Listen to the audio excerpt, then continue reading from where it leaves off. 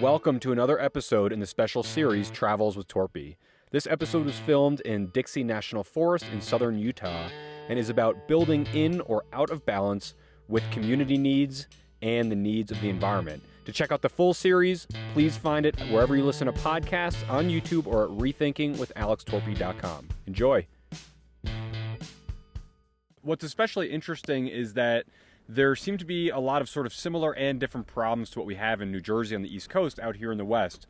Sometimes a similar problem, but that plays out in a different way. In this episode, I wanted to share just a little bit about one of these things.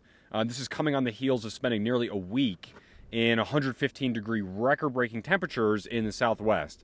And yes, that included 2 days of driving 5 to 6 hours each day without any air conditioning in my truck. And it's okay, I hadn't had a good schwitz in a while. And now, for those of you watching on YouTube or on Instagram, you can see a little bit of where I'm at here, which is the Dixie National Forest in southern Utah. Pretty beautiful, I must say. And you can see all my travel photos on my Instagram page at Alex Torpey. Now, during these recent record-breaking heat waves, I was in Southern California and Arizona with a great friend who lives in the area there. Now, we camped in some places in California and Arizona, Coconino, the Grand Canyon, and hung out around Phoenix and briefly Sedona before coming up here to Southern Utah. Now, I had read about the heat and droughts in the West before, but I had never really experienced anything like that, save for one late-night plane transfer in Doha many years ago. But stepping out of a bar after midnight and it being 100 degrees out still, I mean, the heat just hits you like a wave. The heat, the droughts, the wildfires, they're all more extreme than they would be naturally without human activity. They're causing significant damage to the natural environment, causing serious injury and health problems, both acutely and chronically. These conditions have caused fatalities, and they've caused considerable economic harm, which we're only just seeing the tip of the iceberg for. It's going to get much worse in coming years. Yet, as I traveled across the Southwest and talked to people from different walks of life and saw some things, I couldn't help but notice a few things over that week or so that I wanted to share, and just share a couple reflections on some of those things with you all. So the first is that there were actually no visible water restrictions in a single place that we stayed. Maybe there was something in place, but there was no signage, nothing obvious in any of the places that we stayed.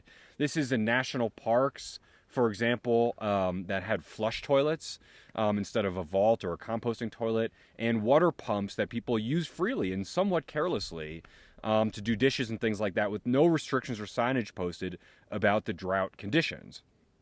This included a pretty modern Airbnb. That was really great, but which must have had some sort of really tiny water heater that literally took 4.5 minutes of running water to just get to a temperature that I could step in the shower for. And a hotel that had no visible water restrictions and no signage about water, and had a bunch of fountains, hopefully which were using recycled water. The other thing that I noticed, and I had read a little bit about, was the misters that were in use, especially throughout Arizona in the Phoenix area, like on outdoor areas, patios where they mist cool water into the air. Now, this may be less energy intensive than air conditioning, especially air conditioning in an outside area, but they still do use water. And I'm not sure if you can use all types of recycled water when you're misting it into the air like that. Now, some of these were entire decks and patios that had misters on, or entryways to stores that were air conditioned, but the outside entry to the store before the sliding doors had misters on. And this included one place that sort of unbelievably actually had like a 20 or 30 foot long outdoor dining table with a propane fire grill in the middle that was on, and then misters on in the other area, and nobody was sitting at the table. And I can't really understand that. And there was also a lot of new construction, especially even in places like in the desert. In places where people are not only building impervious surface that doesn't just reflect heat back up and create higher temperatures in urban areas versus non-urban areas, but which also interrupt water flow and create more drought-like conditions that can ultimately make areas more susceptible to wildfires by drying them out more. Now, some of this was commercial development and larger scale. Some of this was residential. And the residential, this is something that bugs me about development in the Northeast too. When people are building in natural areas and the houses don't appear to have any sustainable elements, no solar panels, no water recycling systems, lots of asphalt, no trees, a big lawn that requires gardening. So you want to live in this kind of beautiful area, this natural environment, but not building in ways that help ensure that that environment can actually stay alive. I should also mention that there were, in everywhere I visited in the Southwest, fire restrictions in place, which most people did seem to be following, though there were wildfires nearby. For example, in the Grand Canyon, we were on the North Rim at overlooking Marble Canyon. We could actually see wildfires out in the distance at night burning, which was pretty crazy. Now, this is not an exhaustive or even an objective catalog of all of the things, of what's happening or not happening related to these issues. Not an in-depth episode. Really, this is just a few reflections on some of the things that I happened to notice while traveling over the course of that week. And what they felt like, which ties into two much broader themes, I'll share with you right now. So the first is that we are doing things, especially in regards to redevelopment and building, in ways that are not only inconsistent often with the needs of the community that we're building in, but also the needs of the natural environment as well. It's part of this ideology that we can do whatever we want, whenever and wherever we want to, and that's probably not going to work in the long run. The second is that we congratulate ourselves for really tiny, sometimes even worthless small steps. And I don't mean to suggest that small steps aren't often good. They often are. But the problem is that when the amount of the validation you get is hugely disproportional to the impact that you have, and then that reduces your motivation or capacity or capital for bigger solutions, that's really a problem.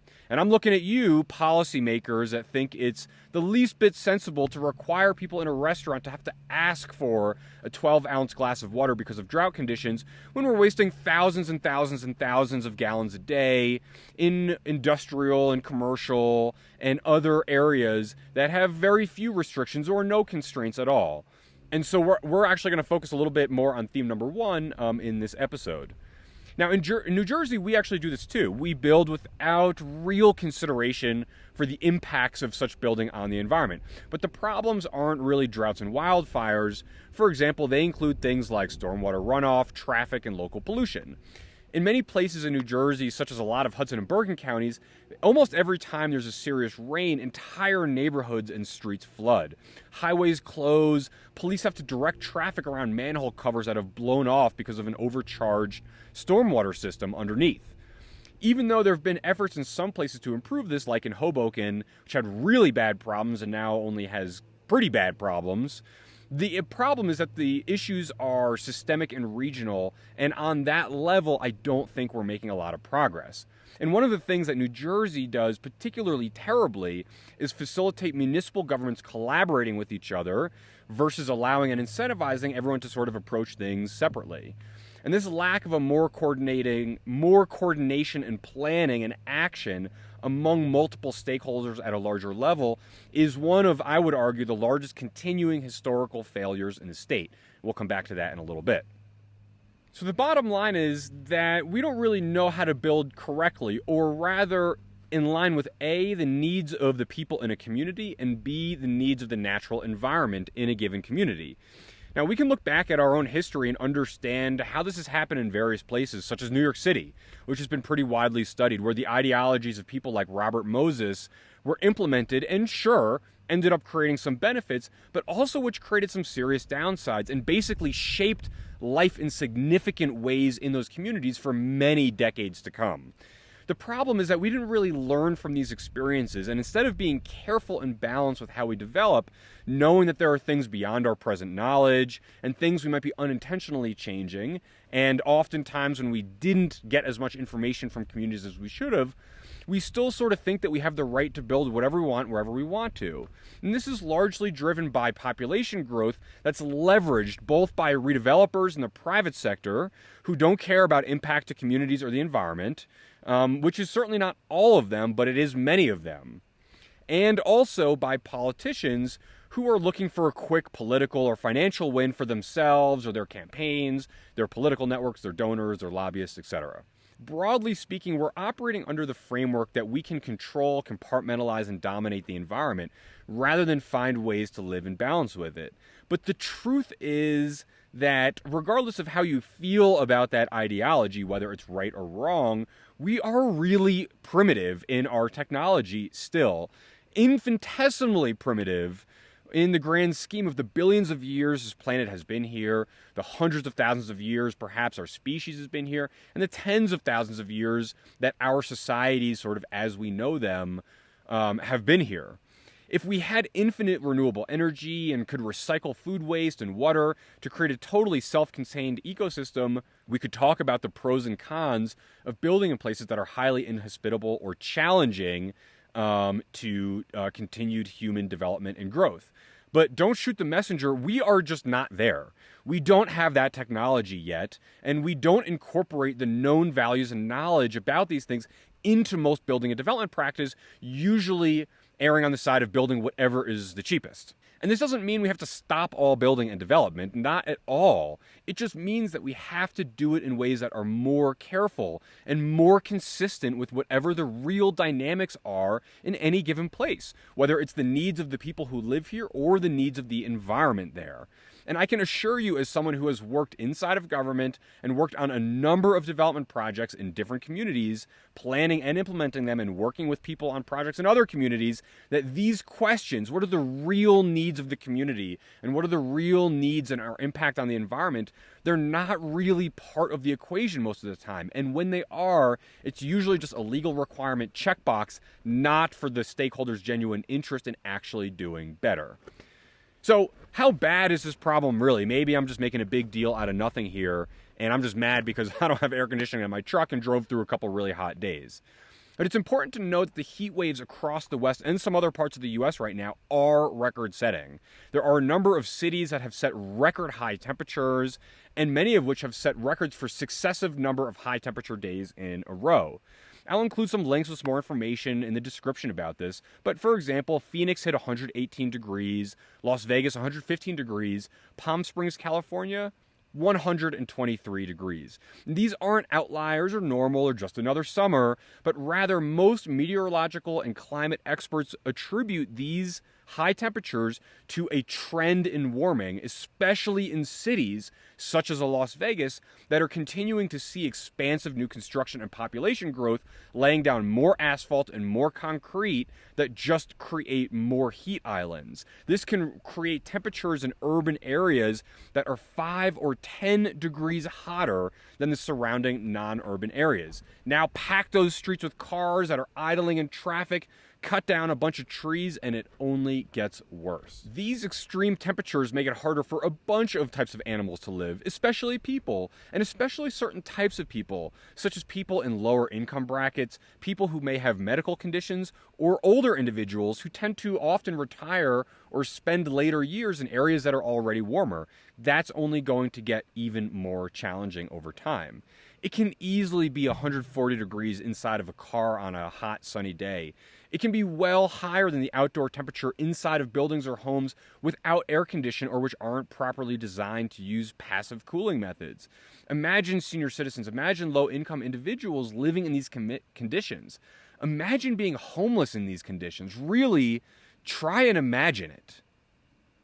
What if you don't own a car and you have to walk to work? What if you can't afford to replace the air conditioning in your car? What if you can only ride a bike on a hot asphalt bike lane with no shade? These high temperatures aren't just causing dangers from heat exhaustion and heat stroke and dehydration, but they're also creating conditions that are making it unhealthier to breathe. And then what will happen when we run out of peak demand energy, which was just narrowly avoided, it looks like, in New York City very recently by an emergency text message blast to residents to turn off appliances. But will every home, school, prison, office building have to have generators to provide air conditioning on hot days so that when we overuse the power demand on the grid, we're not going to boil alive inside of these places that are not designed to passively cool? What is the end game here? And hot air and heat waves aren't just problems in and of themselves. but they're related to wildfires as well, and these are only increasing. The following is from the American Association for the Advancement of Science. Wildfires are not a new phenomenon, but in many regions of the United States, particularly the western states, they've become larger, longer lasting, more frequent, and more destructive in terms of lives lost and economic costs. In 2017 in California, 9,000 wildfires burned more than 1 million acres of land. That same year, fire seasons in Washington and Oregon extended nearly 3 weeks longer than ever recorded before. In August of 2018, less than a year after the Thomas Fire grew to become the largest fire in California's history, the Mendocino Complex Fire broke that record. And then in November of that year, the Camp Fire became the deadliest and most destructive California fire on record. And while 2019 saw a slight drop in U.S. wildfire acreage, 2020 has already broken records, with more than 2.2 million acres burned in California alone, more than the annual total for that state in any previous year on record. Recent research has helped clarify the confluence of factors that is driving these destructive trends, including climate change, increased settlement along the wildland-urban interface, the spread of invasive species, and an antiquated zero-tolerance fire management paradigm that reigned for nearly a century and is only now being replaced by more evidence-based strategies. Although the mechanics of how wildfires start and spread are well established, it's crucial to understand how a changing climate will influence these mechanics, how important fire is to the health of many ecosystems, and how we can learn to coexist with fire in the future. Okay, and I'll include the link to that in the notes as well. Now, over the last weeks, there's been several points in Southern California and Arizona where the smoke from the wildfires was clearly visible, creating a really weird haze in the sky. The air was thick, and you could feel yourself inhaling particulate matter in the ambient air. Valleys are worse. Heat waves are worse. Now, camping, I mentioned camping in the Grand Canyon. We saw some of the wildfires burning in the distance. And actually, the day that we were leaving to come up to Utah, they were starting to kick people out of a lot of the national forests because of the spread of wildfires. Now, if you haven't really seen or fully comprehend the destructive nature of wildfires, go on YouTube, check out some videos. It will blow your mind. And obviously, although certain ecosystems need fire, the frequency is well beyond what works naturally for them. When I was camping in Montana, in Custer Gallatin National Forest, I was in an area where there happened to be a bunch of summer homes on a lake, East Rosebud Lake. I bumped into some of the residents there, and we were talking about it. It had looked like that a wildfire came through that valley many years prior, and so I asked one of the residents about it, and it did indeed, 25 years previously, had burned through the valley, and the forest firefighters at the time apparently were sort of mind blown about how big the fire was, and that even in this ecosystem the fire is really important, but the frequency of the fires were really concerning to them, and the scale of the fires. And that job of battling those blazes is one of the risky. I mean, it is incredible. Watch those videos of wildfires and you'll see. So this is all incredibly destructive, not just to the environment, not just economically, but to our health and lives. More and more people are living in areas that have frequent air quality advisories. And really try to think about that. We're living, and we just accept living in a world where sometimes in some places, and this is increasing, you can't go outside because the air quality is so bad. And most of that being exacerbated by human activity. It's really fucking dystopian when you think about it. If you turned on a sci-fi movie, and people were walking around with hazy orange streets that you could barely see through with ventilators on because of smoke from the environment burning all around them, you'd be like, wow, that doesn't look really good. I can't imagine that world. But that is the world. That's what's happening now in certain parts of the United States and other parts of the world as well. And if you think wearing masks for COVID was frustrating, imagine wearing airtight masks to protect you from getting sick from just breathing air saturated with smoke every single summer. How about masks in the summer due to smoke and masks in the winter due to disease? This does not sound like a good direction we're heading in. There's a lot of history with how wildfires were mentioned that, in short, was improper, and the quote I read earlier hinted at that. Worth reading more about it if you're interested. But wildfires are being made more frequently and of worse quality by some of these droughts, in part by some of these droughts that we are helping create by diverting water in the natural environment towards agriculture and commercial and residential uses, rather than allowing it to store and percolate and migrate through the environment as it naturally would. And so this now leads us to the next sort of topic in here, water. Or if you're not from New Jersey, water. That always sounds weird. Now, water is crucial. If you don't already know this, fresh water will almost certainly become more valuable than oil in the coming years. There are major legal battles already unfolding in the West especially about who has the rights to what water source. I think Utah is actually going through one of the bigger ones right now. It's going to turn communities and states against each other even more so, which is, of course, exactly what we need right now in this country. And let's remember that water isn't just for drinking and washing. It's used to grow the food that we eat. Now, whether you're a vegan or you're eating beef, a lot of water is used either way, though considerably more for beef. Did you know that it takes more than 1,500 gallons of water to produce 1 pound of beef? That quarter pounder, that's almost 400 gallons of water. And I've seen estimates that put this number actually much higher, at closer to 1,800 or 2,000 gallons of water for 1 freaking pound of beef. 2,000 gallons. 1 pound of beef. I love a hamburger as much as the next person, but that is a lot of water. And hey, if you are vegan and you like almonds, it takes about 1 gallon of water per almond. Per almond. Who eats just 1 almond? You can find a little more information in the description with links to these sorts of things. But yeah, the bottom line here is that agriculture uses a lot of water, and that often the growing isn't happening where the water is, so we have to move the water to those places, and then there's loss in those systems over those distances too. Water is also used in producing all sorts of products we use on a regular basis. Textiles and clothes use a lot of water. Every new car produced uses something like 40,000 gallons of water in the process. Oh, and that 2-liter bottle of soda that probably has a whole bunch of terrible shit in it anyway, yeah, that takes something like 200 gallons of water to produce that 1 2-liter bottle. And I believe that's in large part to grow the corn that gets processed into the corn syrup. That's the sugar. But so yeah, we use a lot of water, whether in meat or dairy or clothes or cars, a whole bunch of other things. Or people being better about their water habits, dishwashing habits, bathroom habits, things like that. But the problem is that our population is growing. Not as much as some parts of the world that need even more, but still growing pretty significantly. And we have a very, very finite supply of fresh drinking water.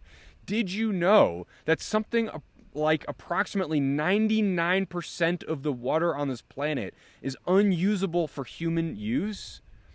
Yeah, there's a lot less fresh water than it seems like, and the water we do have is getting contaminated with all sorts of terrible shit. You can listen to episode 11 where Steve Schnall and I talk a little bit about our multi-year legal battle with the East Orange Water Commission when I was mayor in South Orange, about our own sort of local fight on this. But that is happening across the country.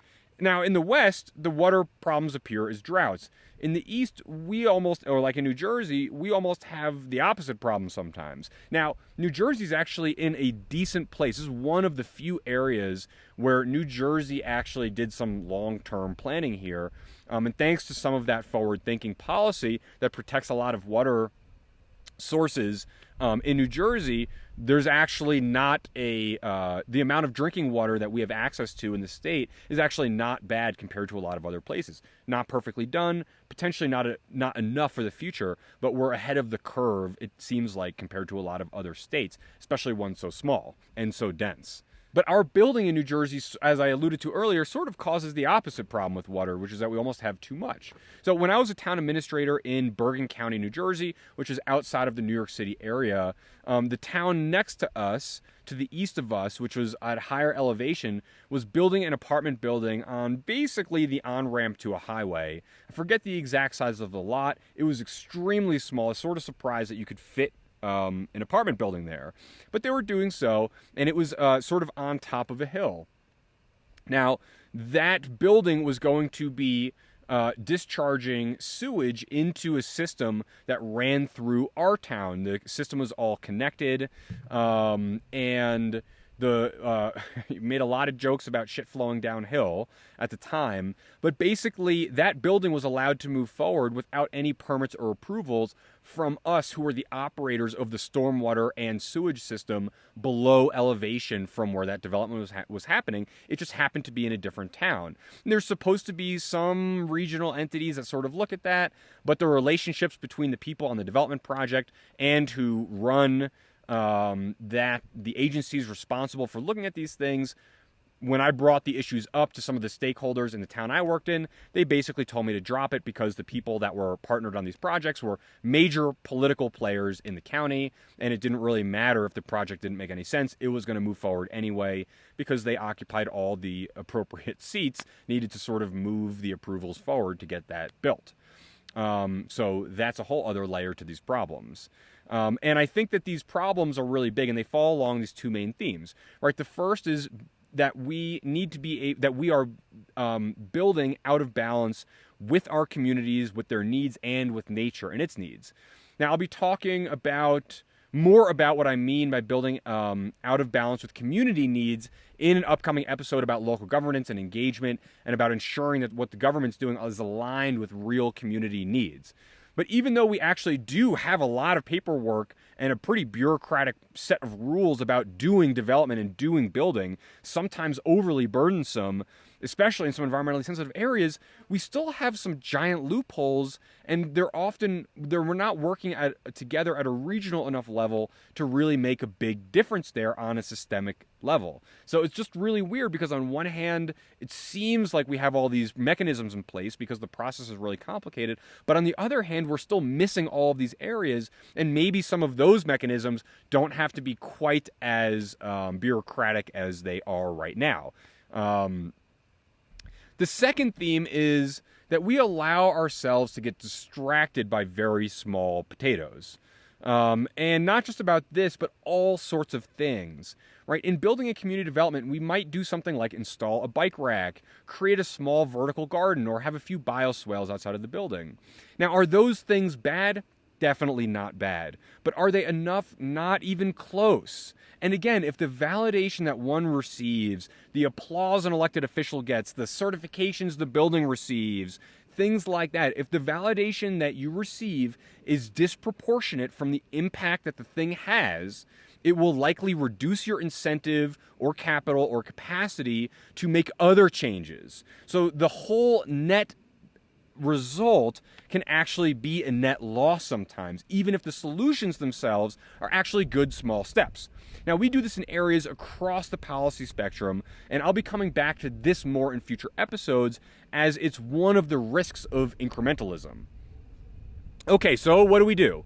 Well, again, this episode is not meant to be an in-depth guide or an overview or a deep dive into these issues. Just a few reflections on me as I'm traveling and sort of thinking about these things, wanting to share some of these thoughts with you all. So while I sit here and think about some of these things, a few ideas do come to mind that I want to mention. The first is for us to be more comprehensive with the metrics we use to measure the success. We talk a lot about this in the class that I teach in Seton Hall's Master of Public Administration program. Using MPGs to understand the environmental impact of cars is not enough. There are not only a bunch of other emissions that we should be looking at, what else comes out of the tailpipe, but we should be looking at production processes and supply chains. We should be looking at durability and repairability. We should be looking at mechanical waste generated, whether by oil changes or by old batteries becoming unusable anymore. Right? We need to expand the metrics that we use. We get so easily obsessed with these really singular metrics that don't actually do a great job measuring things. They're just the most convenient and easy thing to measure something. Now, here's an easy one. This is one I've thought about for a long time, having spent a lot of times in campgrounds. Natural places like campgrounds, even the national parks that have like the more set up facilities versus like here where you're in a national forest and there are no amenities or facilities at all. But these places that have facilities, they should probably not be using flush toilets. It's hard for me to think that it's not insane to have flush toilet plumbing out in the middle of nowhere. Sorry. Each bathroom trip could cost between 3 and 5 gallons of water between the flush and the hand washing. Now let's take one park with 120 campsites, say, and maybe 200 people who are staying there at any given time, using the bathroom twice a day. That's easily over 1,200 gallons per day, per campground. And there are dozens, if not hundreds of campgrounds like that, even just in the drought-stricken areas in the Southwest. Converting these flush toilets to composting toilets would not only save all that water, but that can actually be used to grow food locally, fertilize soil, reduce cost and environmental impact elsewhere in supply chains, and help save people money. I've always been a proponent of camping areas sort of requiring or maybe incentivizing people to learn how to live better in balance with the environment they're going to visit. This could be a start to that, of campgrounds providing more experiential education about our impact on the environment, getting people to be better about using, about how they use water to wash dishes, getting people to be better about using composting toilets and things like that, having recycled rainwater systems, having solar power instead of being connected to the power grid. There's all sorts of things that I think can be done in natural areas that can help educate people and help them make better decisions when they kind of go back to their own lives. And that leads me to the next one, which is number 3. People need better information about their choices. I'm not going to open the can of worms that I have in my ideology about government, which is that I think that largely it should be a platform to help get people information so they can then make their own better decisions. But this is a good example of that. In many cases, many people, and certainly not all, but many people will make better choices if they just had better information.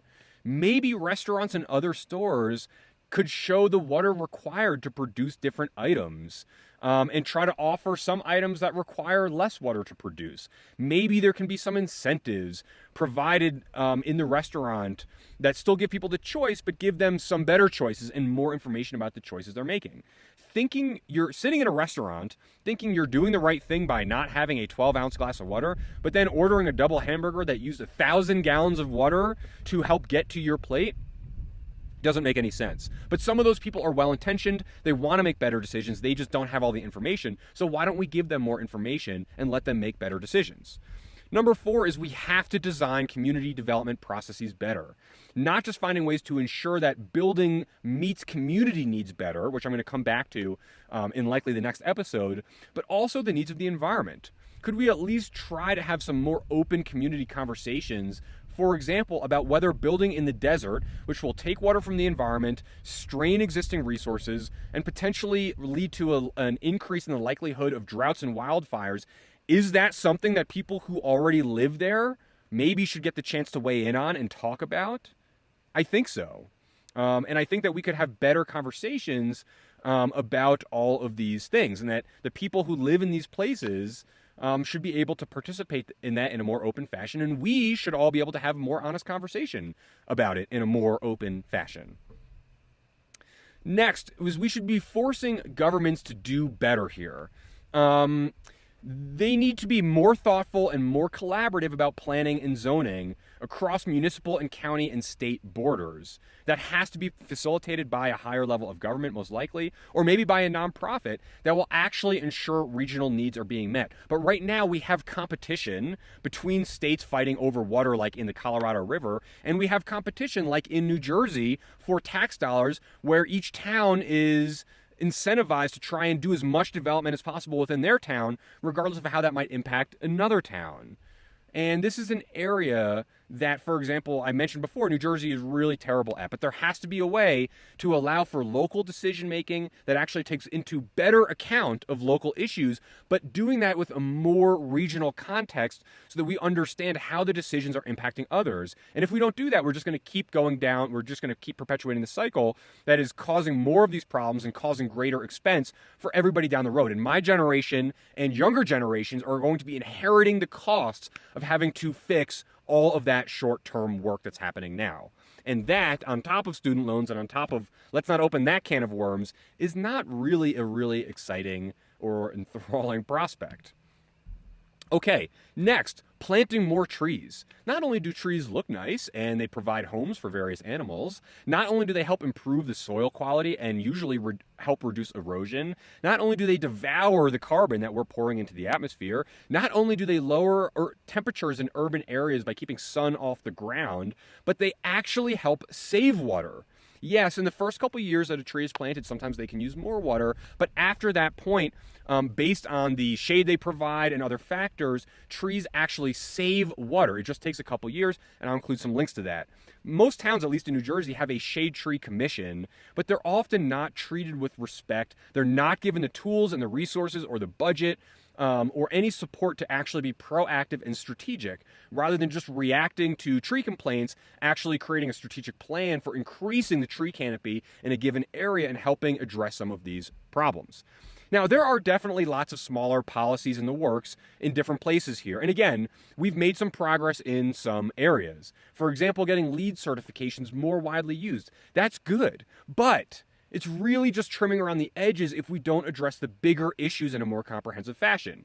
It doesn't matter if a building has incandescent or LED lights if the building is being built in a place that is depleting natural water sources, which will not only contribute to greater droughts and wildfires and higher temperatures, but can cause water shortages in hydroelectric dams that will lead to more blackouts. This is happening right now in the Southwest and in Southern California. And I had a long conversation with the owner of a fly fishing shop and guide shop on the Colorado River about this, who is seeing these changes take place around her, seeing the impacts to their business, seeing the water levels go down, and not only being worried about being able to turn on the faucet and get water, not only being worried about the continuation of their business and a lot of other businesses in the area that are reliant on water, but knowing that on these hydroelectric dams, they're actually in the process of moving turbines lower down on the dam to account for the lower level of water in the reservoirs. That's really scary. And I don't see those stores being offered, those places being offered incentives to build out solar panels on their property to reduce peak demand for energy. We're not really confronting these problems. And so the small pieces don't really make a big difference unless we are also looking at the bigger piece. And then in that case, they're great small steps towards a bigger solution. And the last piece is that the broader context is really important here, not just on this issues, but on so many other ones. And our sort of on to the next one attitude and belief that we can do whatever we want really hinders our ability to see the big picture. So maybe before we move forward with the next big project or next big idea, we can ask ourselves, who is this really for? There's a great quote in Jurassic Park that the scientists were moving forward and asking whether they could, not asking whether they should. I'll tell you the problem with the scientific power that you're using here. It didn't require any discipline to attain it. You know, you read what others had done, and you took the next step. You didn't earn the knowledge for yourselves, so you don't take any responsibility for it. You stood on the shoulders of geniuses to accomplish something as fast as you could, and before you even knew what you had, you patented it and packaged it and slapped it on a plastic lunchbox, and now you're selling it. You want to sell it. Well, I don't think you're giving us our due credit. Our scientists have done things which nobody's ever done before. Yeah, but your scientists were so preoccupied with whether or not they could, they didn't stop to think if they should. And I think that's a really important lesson, one of many lessons from the movie Jurassic Park. For us to take into all of these things is zoom out a little bit and ask ourselves these questions. Is this idea being done to meet a clearly identified community need that was gained from a participatory process? Or is it to build on that open land over there? Is it to fix long-standing issues with how a prior development impacted the environment? Or is it to allow a developer that a politician is friendly with to make a bunch more money? The same building or idea can be good or bad sometimes, depending on the context. And I hope that this episode has given you a few things to think about when you next have to come to a decision or conclusion or opinion about whether you're in favor of something like this or not. What's the broader context? What are the broader needs? Are we doing this for the right reasons? Or are we being arrogant, or are we being humble with our place on this planet and in the universe?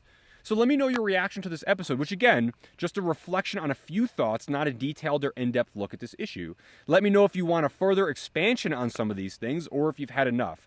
And either way, I hope you all stay cool this summer, but just maybe consider doing so under the pleasant shade of a nice evergreen tree, rather than cranking up the AC in your new building while you vote for politicians who are watering their personal almond crops and hosing down their pastured cows with artisanal spring ice water. So till next time, thank you for joining me on Rethinking, and let me know what you think about the episode. Hey everyone, Alex here. If you want to find show notes, sources, and more information, you can do so in the YouTube description or online on my website at rethinkingwithalextorpey.com. Please don't hesitate to reach out to me with any questions or feedback at alex@rethinkingwithalextorpey.com or on social media. And if you liked what you heard, please consider leaving a positive review, subscribing, liking, or sharing this episode with a friend. Thanks again for listening.